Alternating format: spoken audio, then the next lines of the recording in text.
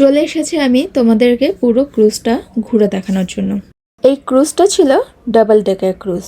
চলো নিচটা তোমাদেরকে একটু পরে দেখাই। আগে উপরে গিয়ে আমরা কোথায় বসবো সেই জায়গাটা আগে ঠিক করে নিই, নইলে ভালো জায়গা কিন্তু পাবো না।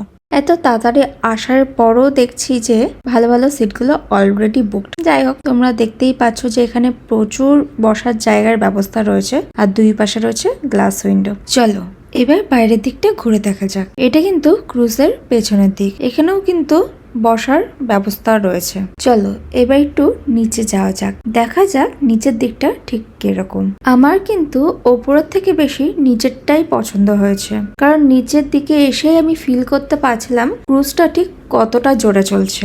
আর এখানে দেখো কতগুলো সাইকেল রাখা আছে। যেসব যাত্রীরা নিত্য যাতায়াত করে তারা তাদের সাইকেল এখানে ঠিক এইভাবেই রেখে দেয়। এখন আমি রয়েছি নিচের তলায়। উপরের তলার মতো নিচের তলায়ও কিন্তু প্রায় সেমই ছিল। নিচের তলাতেও কিন্তু দেখো দুপাশে রয়েছে গ্লাস উইন্ডো।